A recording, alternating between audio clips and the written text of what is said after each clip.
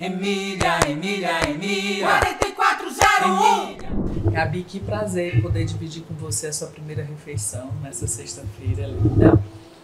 E eu queria conversar com você um pouco mais sobre a sua vida, o exemplo. Eu tenho conversado com muitas mulheres que têm me inspirado e têm me feito descobrir que eu estou sim no caminho certo, porque todas elas tinham uma história de vida muito bonita. E eu tomei conhecimento da sua história e eu achei ela muito bonita e por isso decidi tomar esse café da manhã com você.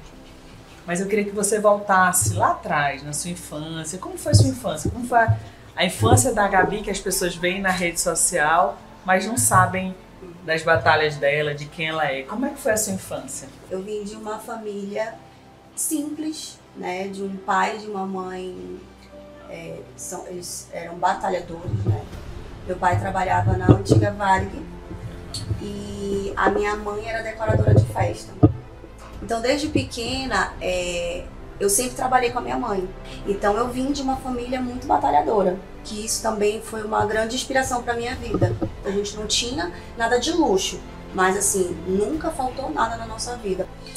E como foi a adolescência da Gabi? Eu sempre fui uma adolescente muito tranquila. Eu nunca dei problema para os meus pais em relação a nada, assim. Eu tinha um pouco de preguiça de estudar, eu tinha alguns problemas assim, né? De um pouco de nota baixa aqui, outra ali. Mas assim, outros tipos de problema eu nunca dei para os meus pais. Eu sempre fui uma adolescente muito tranquila. Uhum. A única dor de cabeça que eu dei para minha mãe é que eu engravidei com 16 anos. E como é que foi a Gabi lá de 16 anos encarar essa gravidez? Eu tenho um filho de 17, né? Meu filho do meio. Quando o Dudu ele tinha 16 anos, eu olhava pra ele e falei assim, meu Deus, é que eu fui ter a noção que eu realmente era uma criança, né? Eu era uma menina, assim. Mas eu acho que essa questão, apesar de ter pouca idade, eu acho que quando você se torna mãe, você começa a amadurecer imediatamente. E eu tive o meu filho prematuro de 7 meses. Então, eu fui mãe de primeira viagem aos 16 anos, com um filho prematuro de 7, que ficou um mês na UTI neonatal. A gente sempre tinha algumas surpresas, né? Ele teve muitos problemas durante a internação, mas graças a Deus ele pegou alta. E aí a gente se mudou, a gente morou por um longo período com a minha sogra. E aí a gente foi para nossa primeira moradia, que era um apartamento. O Marcelo, ele sempre foi muito, meu marido, né, ele sempre foi muito batalhador também. Então teve um período da nossa vida que logo em seguida o meu filho tinha 3 meses e meu pai foi assassinado. A gente começou a passar por algumas situações financeiras ruins, né? E aí a minha mãe estava na época recebendo seguro de vida do meu pai, né? E ela falou, minha filha, tava muito em alta aqueles carros de mensagem, sabe? Sim, sim. E aí minha mãe falou assim, minha filha, tu teria vergonha de fazer isso? Tu e o Marcelo? Aí tipo, a gente se olhou e disse assim, vergonha não, bora. E a gente foi pra rua ganhar o nosso dinheiro. Então a gente ficou nisso, acho que uns 8 meses, ganhando a vida literalmente com isso. Por muitos anos, Emília, eu me cobrava muito. Entrava ano e saía ano, tipo, o que sempre me marcava era a virada do ano. Quando eu via assim, os fogos estourando, eu sempre chorava. Porque eu me cobrava, eu falava assim, entrou um ano e saiu um ano, o que eu fiz da minha vida? Eu só era uma dona de casa. Nossa, mas ser dona de casa é tão difícil, né? Mas na minha cabeça, eu era apenas isso. Como a gente vive numa sociedade opressora, né? Que a gente se sente mal, inclusive, a gente tem que ser tudo, né? Exatamente. Nós temos que ser as mulheres maravilhas mesmo, porque quando não são os outros que nos cobram, a gente se cobra, a gente se sente cobrado. Eu me sentia muito, mas no sentido contrário. Meu Deus, eu tô deixando minha casa, meu Deus, eu tenho que trabalhar o dia todo. Qualquer forma que a mulher escolhe para sua vida, ela sempre vai ser cobrada. E aí, eu sempre gostei muito de fazer as coisas para os aniversários dos meus filhos. E aí, um dia eu comecei era o boom do cupcake. E aí eu peguei uma receita aqui na internet, fiz, ficou mais ou menos. Aí eu pensei, eu quero fazer um curso. para eu fazer os cupcakes pro aniversário dos meninos. Aí eu fui numa escola aqui em Manaus, mas era assim, o professor lá na frente e eu aqui na cadeira anotando tudo e vendo ele fazer.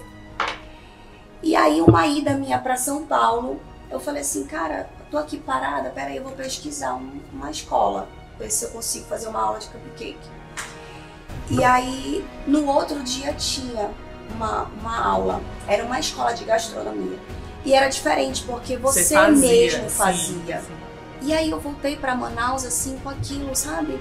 Falei assim, meu Deus, eu amei isso. Eu gosto muito de receber pessoas em casa, então eu comecei a produzir os cupcakes para receber as visitas. Na época era Facebook, então eu postava, e aí veio a primeira pergunta. Gabi, quanto tu cobra? E aquilo pra mim foi um estalo. Foi o momento da virada mesmo. Exatamente. E aí veio literalmente boca a boca. E esse boca a boca tomou uma proporção muito grande. De chegar final de semana, eu tinha 1000 cupcakes. Eu quero te dizer o seguinte, boca a boca ou não, eu cheguei a encomendar aula, nem sonhava em te conhecer, e a marca Gabi Harvey, e já achava uma delícia. E olha aí pra você ver, né? É realmente o amor que você faz e a tomada de decisão. Né? É verdade. A Gabi de hoje tem orgulho da história dela? Muito. Emília, eu tenho muito orgulho da minha trajetória. Você acha, Gabi, que criar uma casa do empreendedor, com pessoas que estão entrando recente no mercado de trabalho, que precisam se adequar à nova realidade das vidas, é importante? Muito, muito. Às vezes eu penso nas mulheres que querem montar algo, querem sair, né, dessa posição de dona de casa. Não que isso seja um problema, mas tem mulheres que desejam, né, isso. E elas precisam de algo para acolher elas, sabe? Um treinamento, porque às vezes a gente fica meio perdida. Eu tenho, graças a Deus, um suporte. Eu tenho uma pessoa que me estendeu a mão, que me acolheu, que me incentivou, mas a maioria não tem. Então... eu acho que é isso. A beleza da vida é isso. São histórias belíssimas e, de verdade, o amazonense, as pessoas que eu tenho conhecido me mostram cada vez mais isso, que no Amazonas as pessoas não têm preço, elas têm valor mesmo. E você é uma das pessoas de muito valor que eu conheci, viu? De verdade. Muito obrigada. E parabéns pela sua trajetória, viu? Obrigada. Sua trajetória é linda. Obrigada. Parabéns.